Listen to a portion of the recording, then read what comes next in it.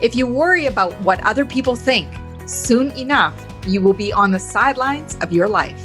Welcome to the Millionaire Woman Show, where we'll be discussing leadership, business, human potential, inspiring you to live rich from the inside out. Unlock your creativity, stretch out of your comfort zone, break through your barriers, take inspired action, and achieve epic results. Now here's your host, three-time best-selling author, speaker, and certified executive coach, Debra Kasowski. Hello, everyone, and welcome to the Millionaire Woman Show. I'm your host, Debra Kasowski, and we are in for a treat. You know, we're always talking about life, leadership, and business and ways that we can compete with our yesterday, how we can be the best version of ourselves and really, truly move forward. Today's guest, I'm excited to bring to you from Australia. Emma McQueen is a business and executive coach who works with women to unlock their potential and value their worth. Emma is based in Melbourne and works with women across industries and sectors to move from overwhelm and inaction to clarity and results. Hogan accredited, Emma has over 20 years of experience in leadership, professional and personal development. Emma, welcome to the show. Thank you so much for having me. It's lovely to be here. Well, you know, I was combing your website because I'm going to admittedly tell everyone I came on the show an hour early thinking, where's Emma? And I thought, well, you know, while I'm waiting for Emma, and she was on time and I was an hour early, gave me some extra prep time. So I actually, you know, was learning more about Emma and what she's up to. And I know she's got some fabulous things that she shares, not only with some of you listeners, but I know something that resonated mostly with me and, you know, reading more about Emma is that possibility thinking.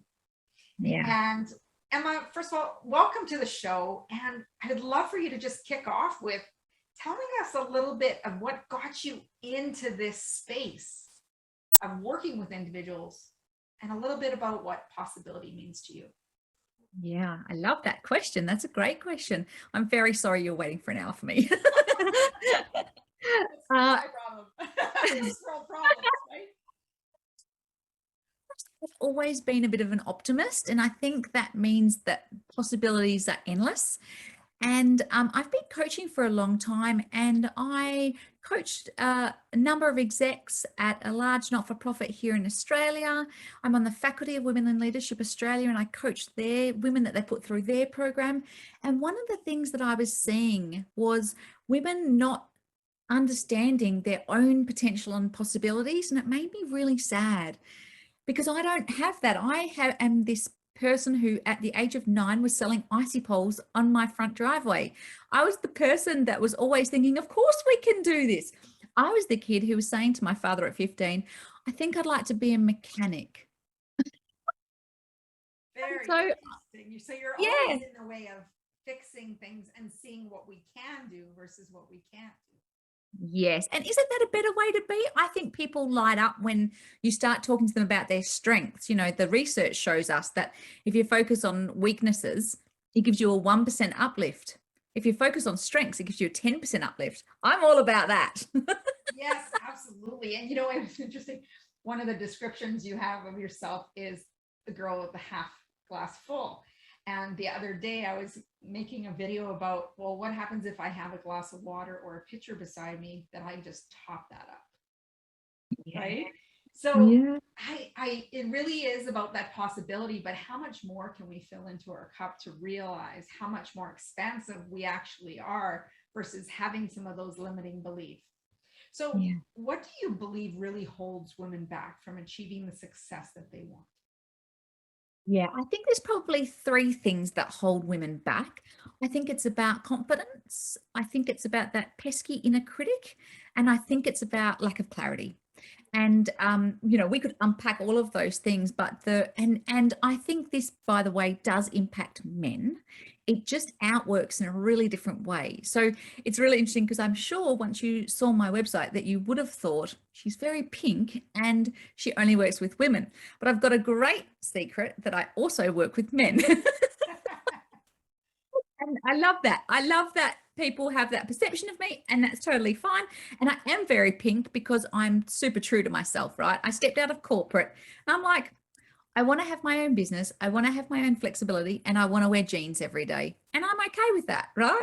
And so I think for me, confidence is about playing to your strengths, right? It's like when you build a muscle, you know what your natural strengths are, and then you leverage those strengths and you do it more and more, and it gives you confidence. Also practice, right? We don't say practice makes perfect.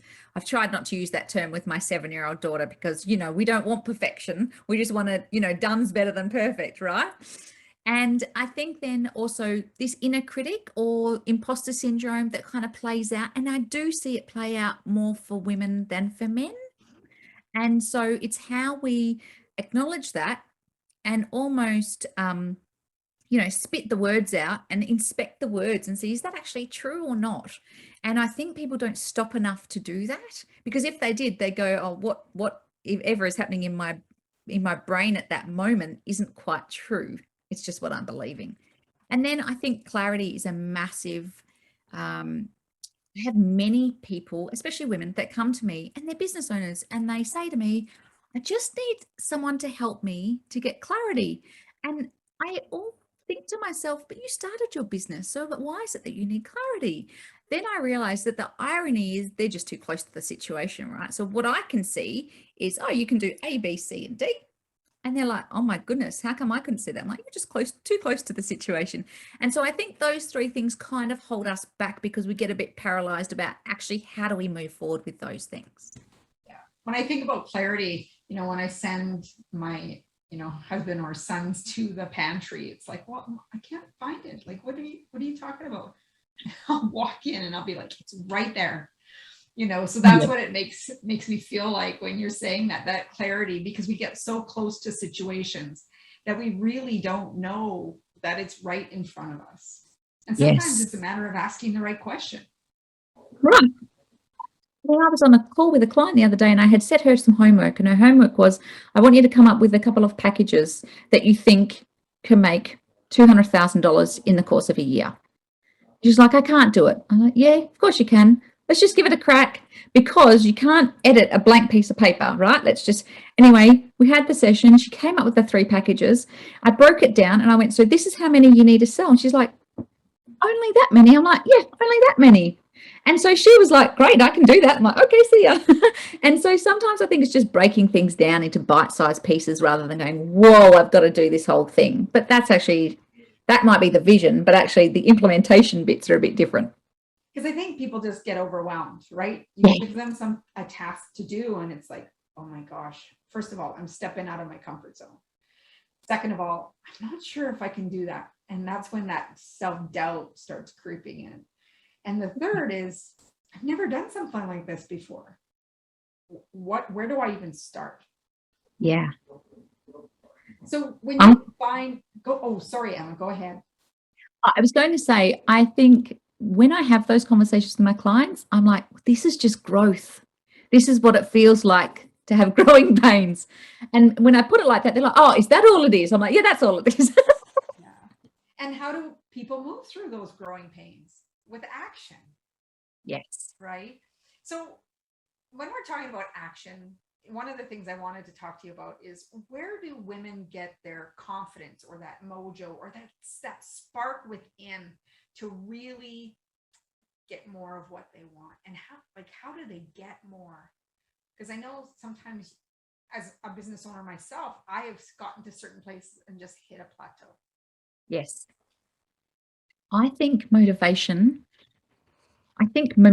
trumps motivation. I think action trumps motivation. I don't know. I liken it to when people say to me, I'm going on a diet, and they're all gung-ho for the first 2 days. And then after that, they drop off the perch, right? Because the motivation doesn't last. So I say to my clients, I'm glad you're motivated about that, but let's put some really good habits in place so that when the motivation drops off, as it does, you've actually got some really good habits and discipline in place, and we get some action happening. And I think that's the thing. I think we have to be thinking about, okay, what's just the next step? And the confidence grows kind of like a snowball. So, snowballs start off really small and then they gather more snow. And I think that's what happens when you just get on and take the action steps that you need to take. And then the confidence comes, but the motivation might wane, but you're already gone. So it doesn't really matter. Motivation is a great thing at a point in time, but then it's kind of unhelpful. So I think it's about remembering your why. Why am I doing this? And having that as the, I guess, anchor or the beacon. And then just taking those small steps to getting what it is that you want and remembering to play to your strengths. And I think it's different depending on where your business is at. I think in a startup, you have to do everything, and that sucks. Do you remember when you had to do everything? Oh my goodness. I was like, as soon as I understood the figures, I got rid of that stuff because I just did not want to do the bookkeeping stuff. I like the sales and I like the delivery, and that's all I wanted to do. And so I got rid of those things because they're not my strengths. Doesn't mean I don't care about them. It just means that someone else is better equipped to do them. And the further we go in our business, the bigger the business grows, the more chance you have of outsourcing the bits that you're not that great at. And one of the things that I have to say with that startup piece, when you are doing those things yourself, it's helpful when you're delegating, because you also know that if something you delegate is going off track, how it should be. Yes. And then you can quickly, course correct before it does some damage, right? Yes. And having that knowledge and being in that startup position really benefits that. But I'm 100% in with you, Emma, that as your business grows, when there is time and you understand your numbers that you can delegate, man, you'll be on fire. Yeah, absolutely. Someone else could be doing this. My time is worth this or that, and show up so much differently. So much differently.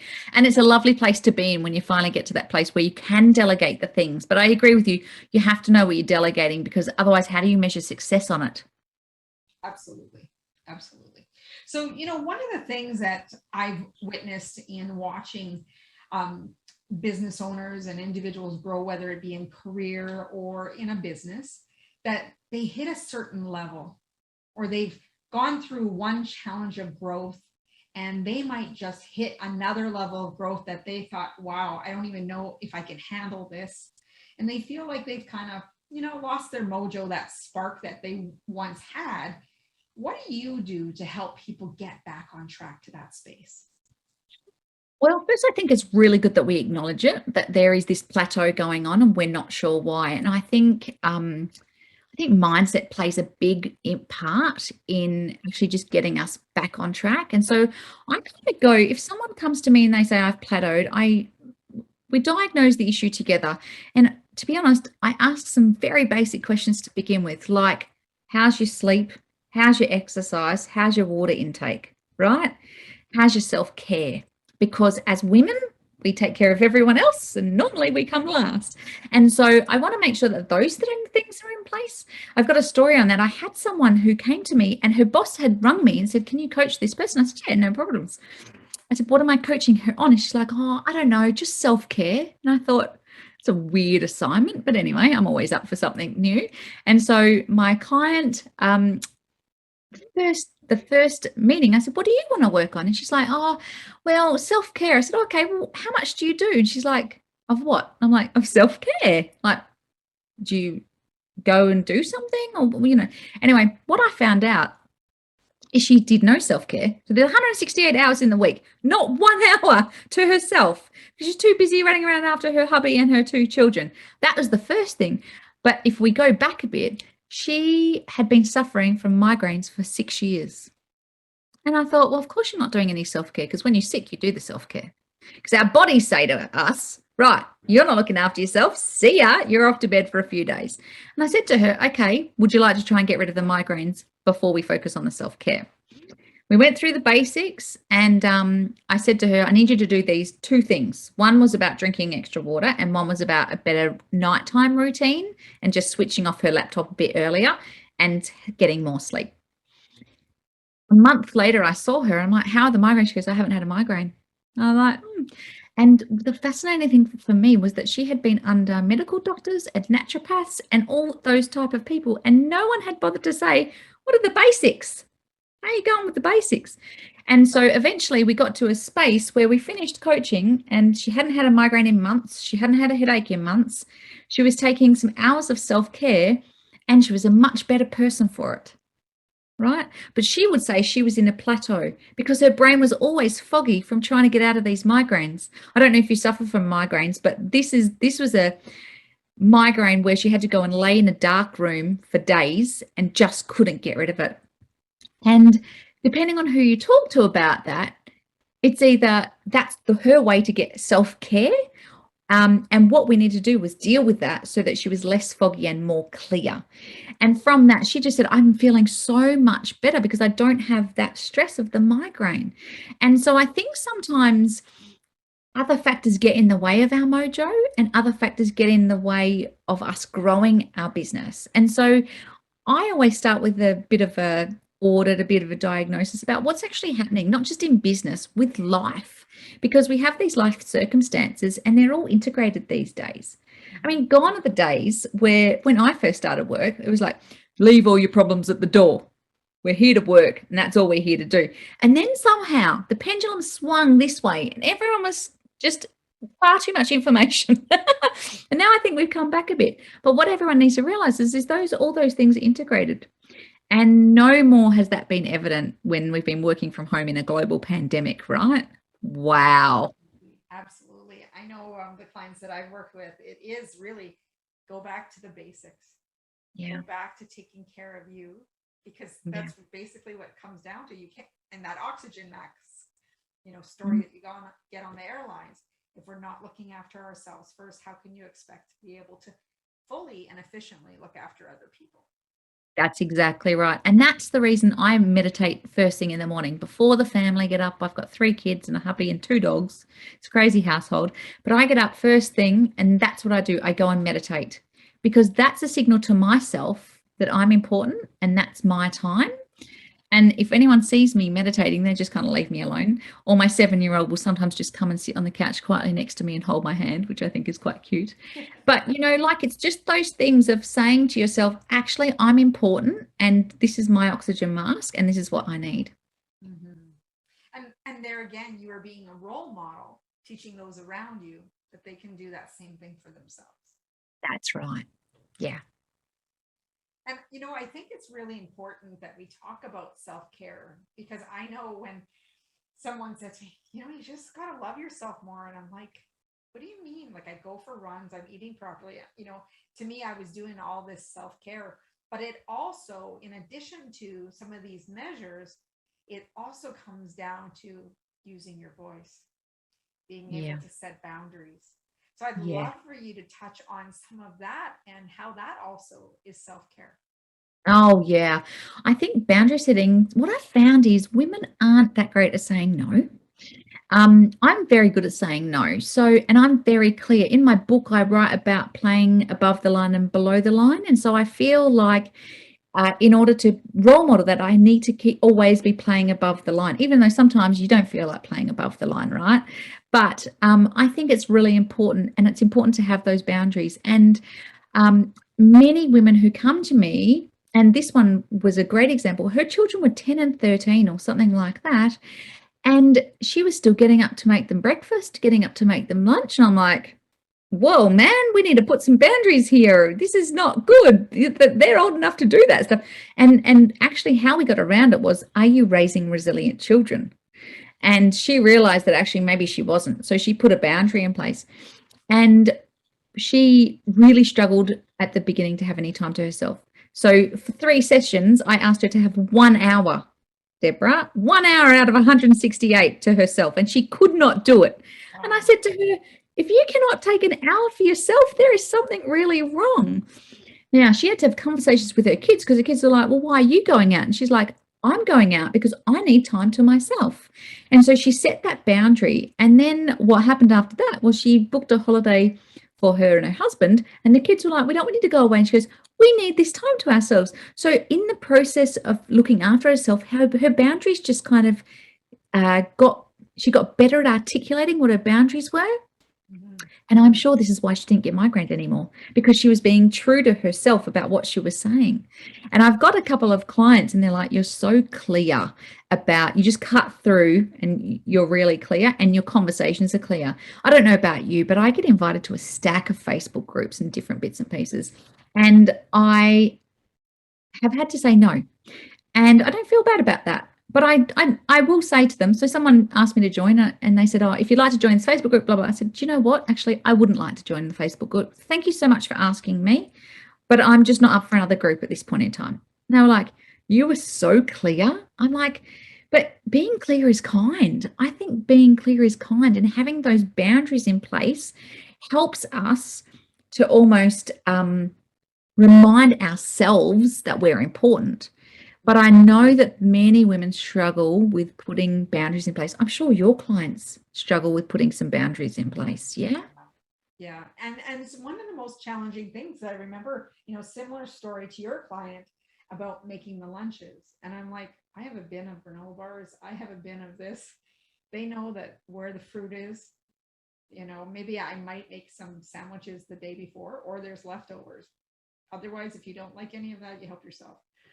But, when you talk about raising resilient children, I think it's so important to demonstrate this fact of self-care and putting those boundaries. I'll never forget, my kids, I just took my youngest to university, and it's been just like a whole change of state for me. My other two live at home, but the youngest has left, and he's very proud of making this big move to another province. So it's quite a transition. And I have so much quiet time in this evening, but it feels empty. But one of the stories that I would share with the listeners here when it comes to boundaries, I remember it, and it happened at 13. And the youngest one, who has now moved away, he was smart. He never questioned me. But the other two, one time I needed a laundry basket, and she was about 13 years old, and it was folded clothes, and she went and tipped it over right in front of me. And I looked at her and I'm like, that's it. From now on, you're doing your own laundry. I said, do you realize that it took me time to fold that? From that point onward, she does her own clothes. Then there was this time where my older son, he was like, I take clothes downstairs and they never come back. And I was just like, done. You're doing your own laundry. And then one day I heard the blow dryer going on, and my son was in the bathroom. I said, when did you start using a blow dryer? He was blow drying his socks that he washed in the sink because he didn't go to the laundry room to wash his clothes. So I went downstairs with him, taught him how to use the washing machine. And I said, and by the way, you can't use my blow dryer that's for my hair, because you're going to burn out the motor and it's not going to dry your sock. Do you know how long it's going to take to dry your sock? But it was just entertainment at its finest. But at the same time, it was boundaries saying, this is not okay. Yeah. You have to be able to respect the work that I put in around here and not take it for granted. So, all of them at 13 years old, done, doing your own laundry. Oh man, I need to do that. I mean, I've got three kids, 19, 21, and 7. But my 7-year-old, and I was telling this to I said, my 7-year-old unpacks the dishwasher in the morning, gets her own breakfast, gets her own lunch, makes her bed and tidies her room before school. And your 10 and 13-year-old are just sitting back going, la, la, la, la, la. Oh, mum will do that. Like, it's not cool. And it's figuring out what age works for you. But if you train them early, into making their beds and, getting themselves some breakfast, I think that building that resiliency is so important. And then yet I will look at some of their friends and say, oh my gosh, I'm not doing too bad. Maybe, I could have even started earlier, like you have. And that would have even been more to my benefit. But it was really that learning about what I expected as myself. And I think that's where it comes with clarity and understanding the expectations we have for ourselves and what we set for others.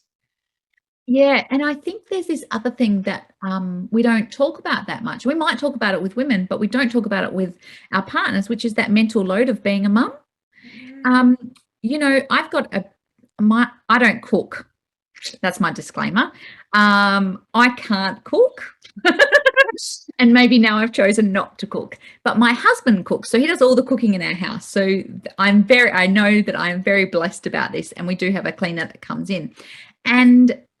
But what they don't see is, and I don't know if it's the same in your family, but like, okay, who's paying the school fees? Who's making sure that the uniforms are sorted? Who's got swimming gear? Who needs to get to gymnastic? Who needs to be collected? The list goes on, right? And there's this mental load that is never spoken about. And I had to say to my husband, and he's awesome, but I had to say to him, I carry this load around. He's like, what is it? What's in there? And I told him, he's like, whoa. Yeah. I'm like, yeah, so there's this other load going on. That's my other work. And I think women need to be clear with their partner at home, husband or wife, about what is it that they need. Because what I notice is we don't have very clear conversations just generally. And then at home, we get a bit grumpy because we expect them to read our mind, and they can't. They're not that good. They're not magical unicorns. And we have to just say to them, here's what I need from you, and here's when I need it by. Knock yourself out. And I think sometimes women don't have that conversation because they don't want to rock the boat. But I'm like, we need to have those conversations, especially if you need time to work on your business. Yeah, for sure. And that's often what people sacrifice because they're so busy. I remember my calendar was color coded for different highlighters for every kid, and knowing who needed to be where, when I needed help.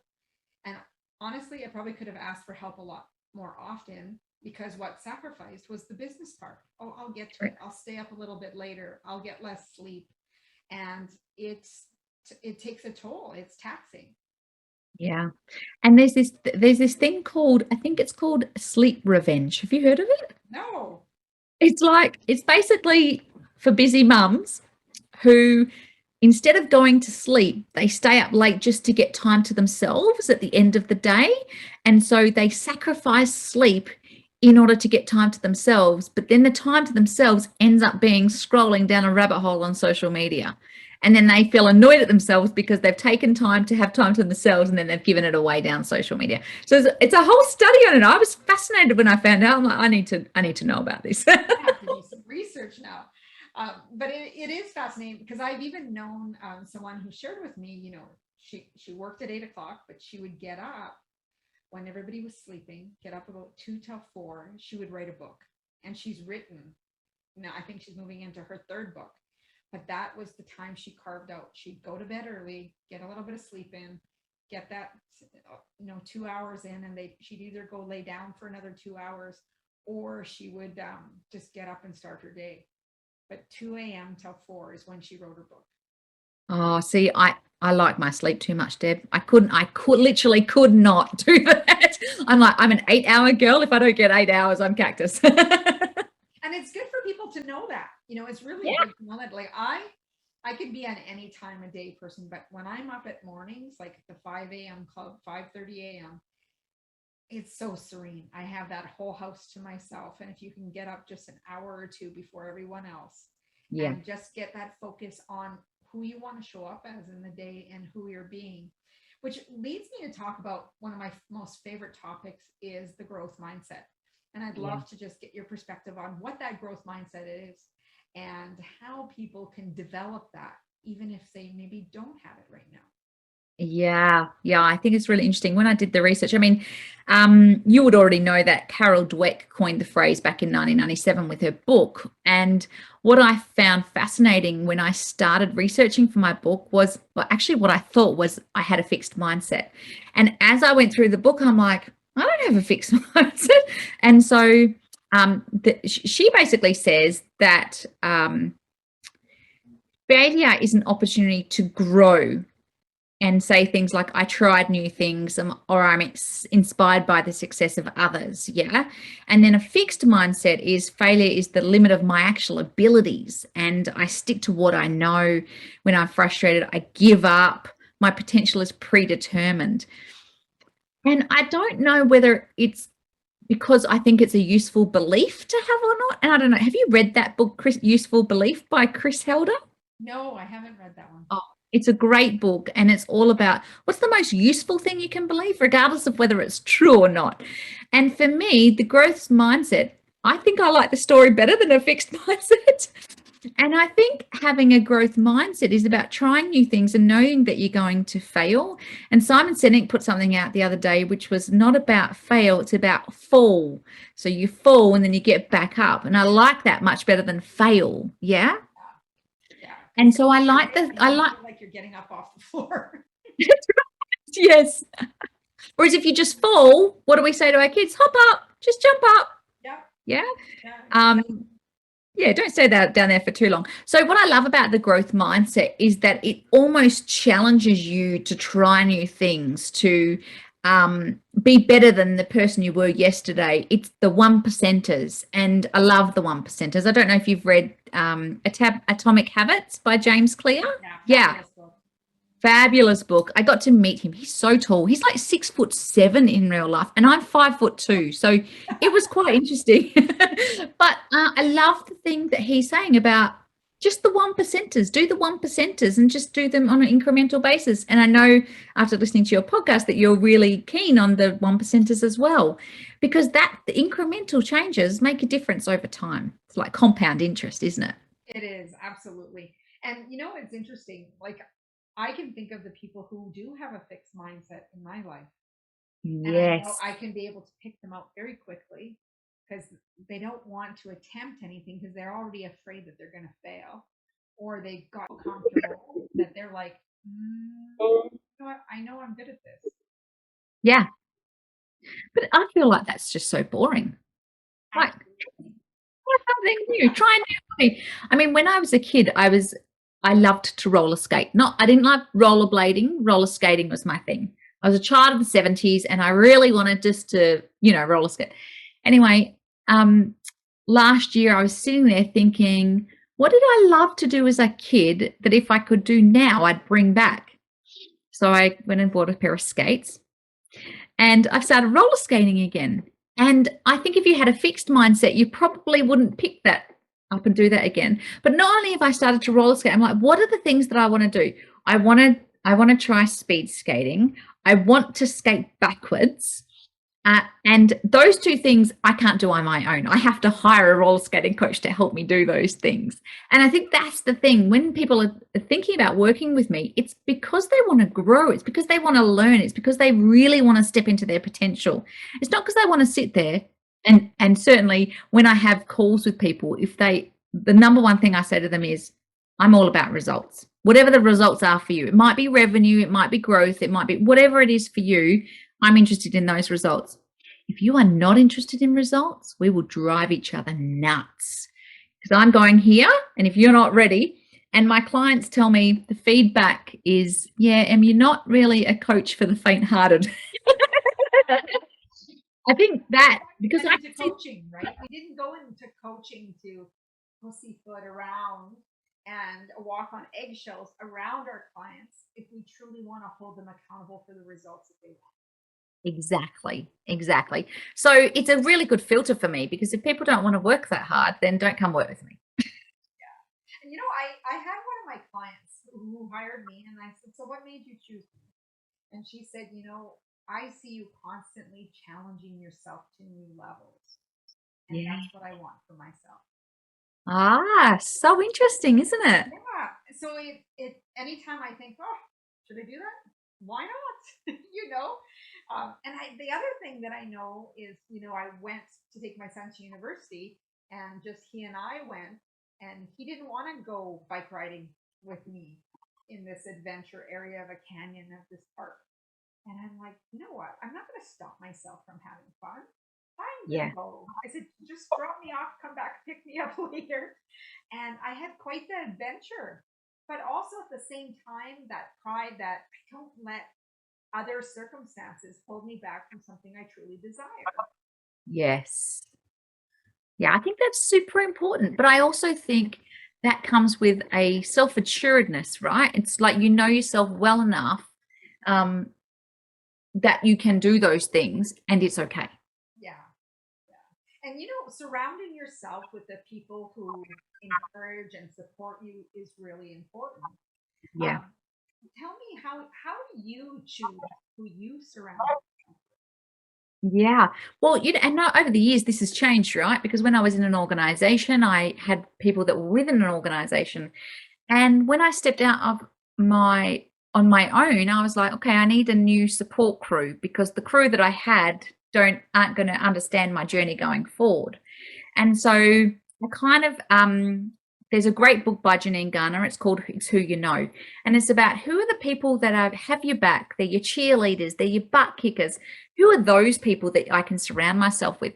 And my first 2 or 3 years of business, I had those people around me. I had 2 coaches because I'm quite high maintenance. And so I really wanted to grow the business really, really quickly.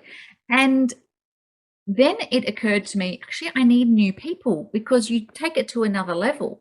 And the other thing that I realized was that I was known in a certain circle as Emma McQueen, corporate citizen. And when you move out of that and you have your own business, these people still want you to be that person and you're not that person anymore. So I think it's really important to know when you go, actually, that's not me. That's not where I'm going. That's a past version of me. And that took a bit of time for me to work through the grieving and what that meant. And I'm still friends with those people, but they're not my support crew anymore. So I think it's working out what's my goal, who's my support crew, and I always look for people who are ahead of me. I want to be the person in the room that's like the baby person in the room so I can learn, because a lot of the communities that I have, I'm the person in the room that is teaching. And so I think it's really important to know what's my goal and what support crew do I need around me for that. Because, Jim Rohn says you're the sum of the 5 people you hang out with. And so got to get those people right. But I'm curious, Deb, what do you do? So, it's interesting you ask that to me because, I work with the same type of vision that you do. You're surrounding with someone who's ahead of you. I was listening to a podcast with Mark Divine on his Unbeatable Mindset podcast, and he was talking with Doug Barron. And Doug was saying that every so often, and I've learned to shake this up now, that you should be surrounding yourself with people who do not think like you. Yes. Every so often, you need to get into that muddiness of being challenged for your assumptions and beliefs. And it's amazing how you can integrate new beliefs, challenge some assumptions that you once held, and how you move forward from that. When you meet with those people who are ahead of you, you now can even be their teachers as well. Yeah, it's so true, isn't it? I'm listening to Think Again by Adam Grant. I have that too. I'm reading that right now. Yeah, so I'm listening to an audio, and I'm up to chapter 5. I don't know how many chapters there are in the book, and he's talking about exactly the same thing. It's good to have.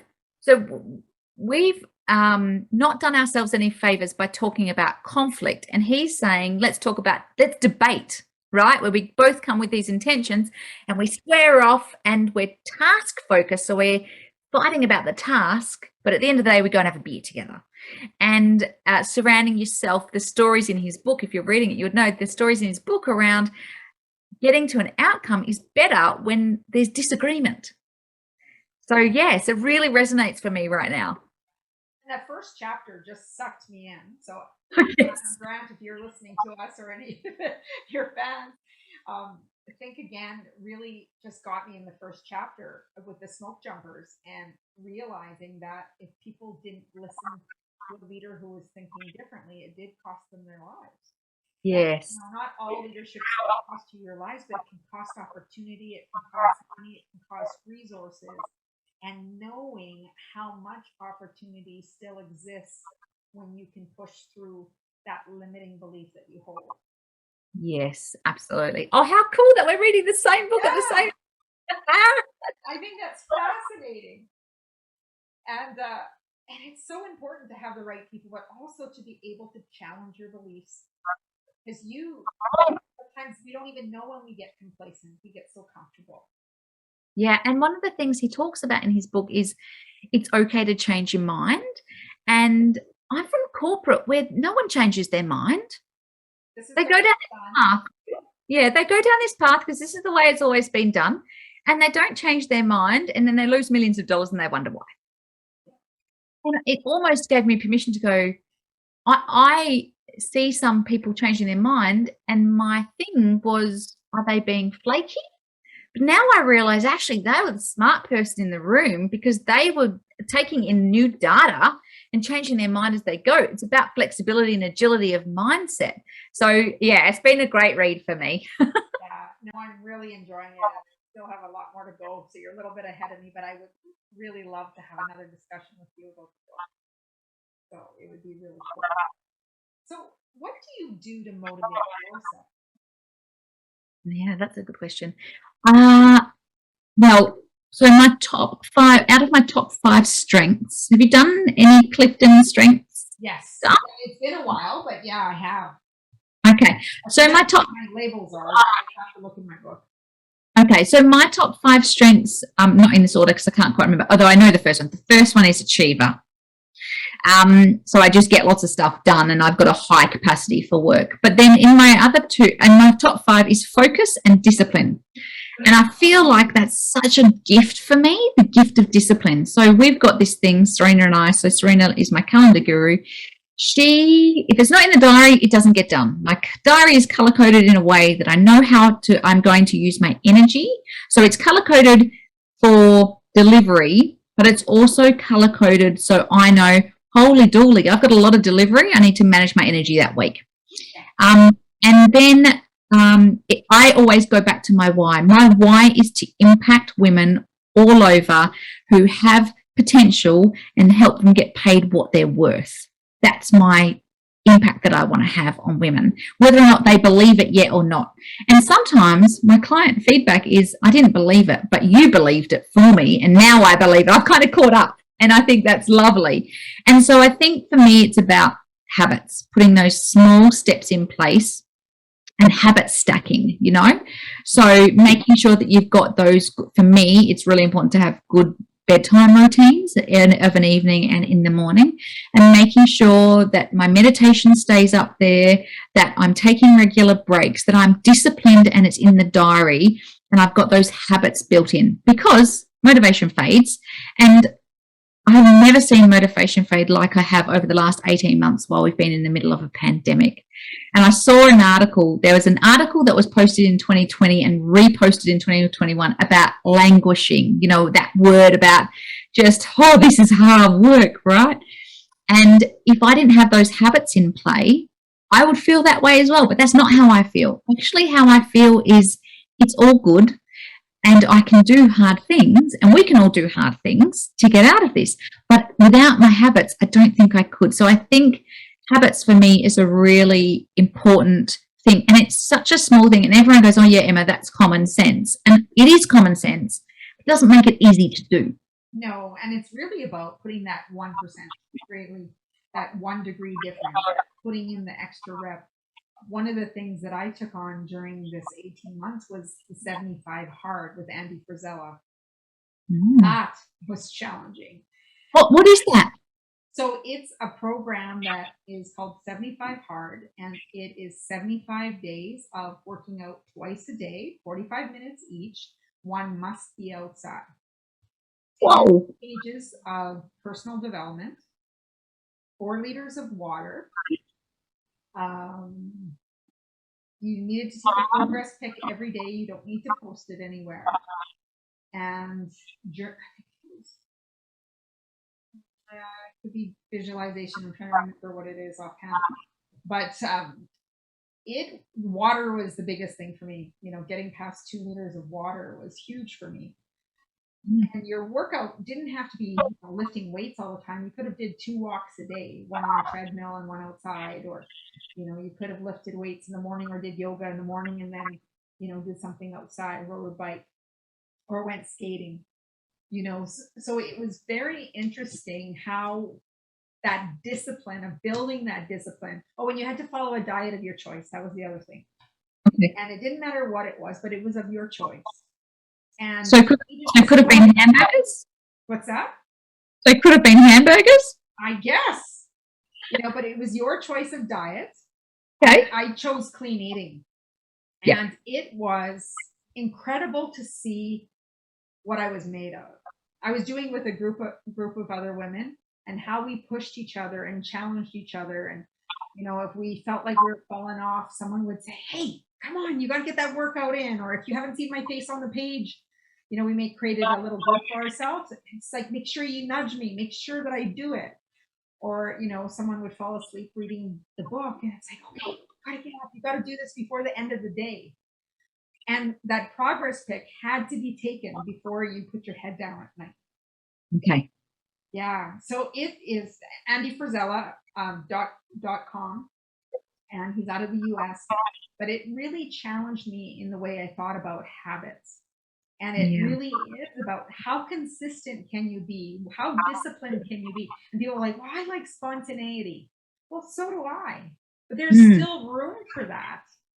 Correct. And you can say, okay, this evening I got all my work done. I got my workouts in. I got the water in. I can go do whatever. And no alcohol. There's another one. Sorry. For those 75 days, you couldn't do any alcohol. And then there's a phase 1, 2, and 3, where there was a cold shower for 5 minutes, visualization for 10, getting in some journaling. So it really was about how can we develop ourselves into the person we want to be. I love that. It is interesting because it made me think about the way I coach clients, and and why do people choose to have a coach? And I'd love to get your thoughts on that. Why do people choose to work with a coach or not work with a coach, whether it be personal or business? Because, often what I find is people will say, well, I just want to work for you for business. But what we end up talking about a lot is how their personal stuff is leading to and impacting their business. But I would love your take. Yeah, I think it's really interesting. I think in the US, the coaching market, people are more open to coaching, maybe. I don't know if you have interviewed many of Australian coaches, but I think it's like a baby service here in Australia still, I feel, in some respects. And I also feel like, how can I put this delicately? There's a lot of males that are coaching in Australia, and I'm not sure they're understanding all the issues that a woman has to bring to the table. And so I think I'm delighted to see coaching getting a little bit more traction here in Australia. I wish it had the same traction in the US. But I think we're getting there. I think the other thing is coaching is fairly, I don't know if it's in the US, but it's fairly unregulated here in Australia. Right. And so there are some people who are like, I've done a 2-day course and now I'm a coach. And I think, oh, okay. Yeah, I know. 20 years, but that's okay. Don't worry about this. So I think firstly, it's about, what does a coach even do? You can have a life coach, a business coach, a personal coach, a physical coach, a personal, I call myself a personal trainer for the brain. And I think it's about actually getting it out there. What does a coach do? What will they bring to a relationship? But interestingly, over the last couple of weeks, for some reason, we've had lots of inquiries about business coaching. And I'm like, where are they coming from? And I ask, like you do, where have you heard about me? And the answer, I just typed in Melbourne in Google, Melbourne business executive coach, and you popped up. And I thought, I must be doing something right for positioning then, visibility. Exactly. Them to be wanting a coach, normally they're stuck. Like, I had a conversation with someone yesterday. I said, where are you at? And they're like, I am stuck. Here's what I help people do. I shouldn't need a coach. I'm like, okay, you're beating yourself up a bit. Don't worry too much about it. And I said, the irony of this situation is that you're too close to your situation. I can see very clearly a pathway out of this. And she's like, why can't I do that? I'm like, because you're in it.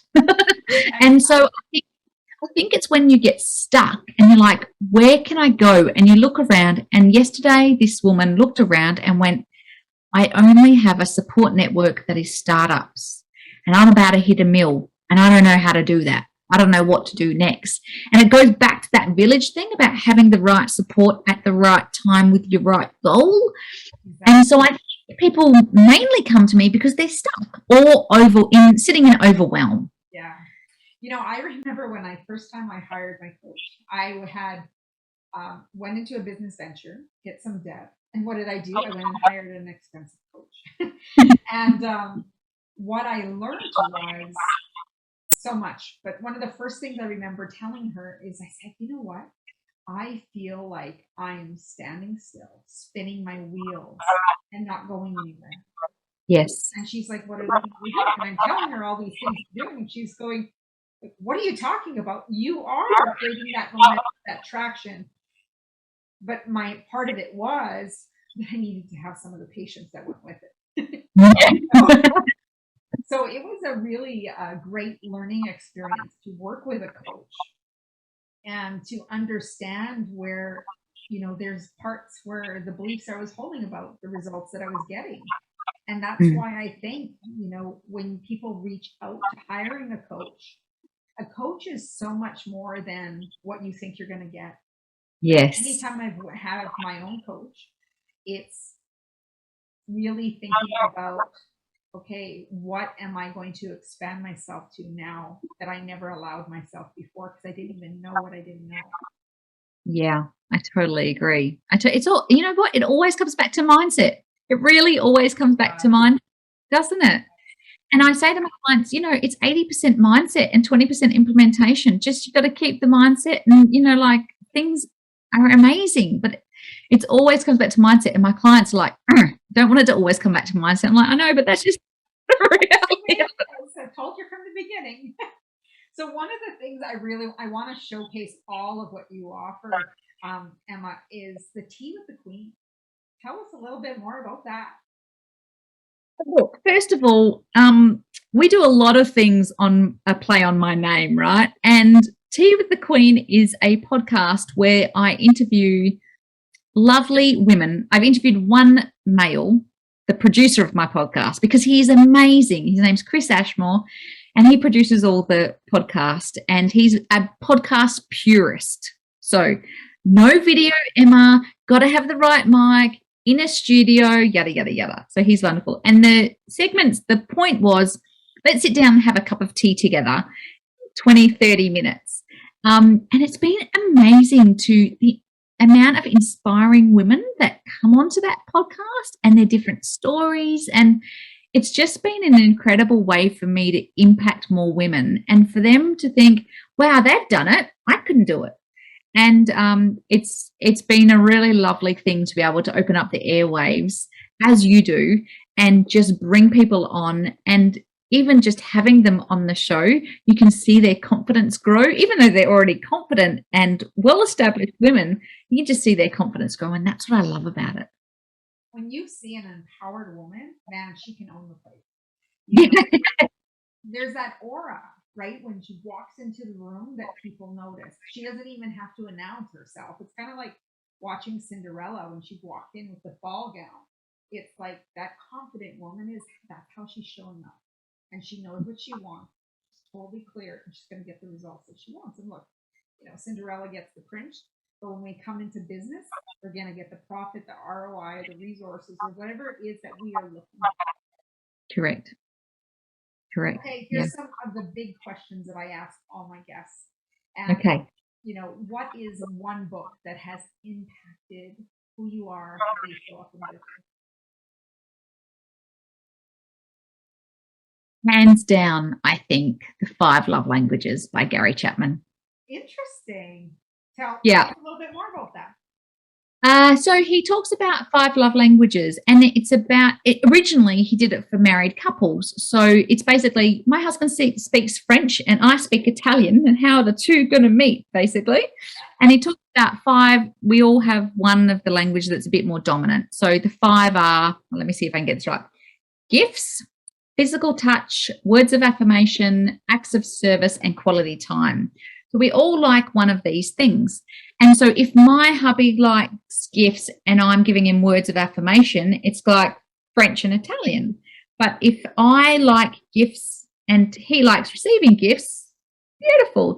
So it's about actually knowing the other person and what their style is. But why I like it in business as well is because people are human at the end of the day. And Gary went on to write a few other books. So Love Languages in Business and Love Languages with Kids.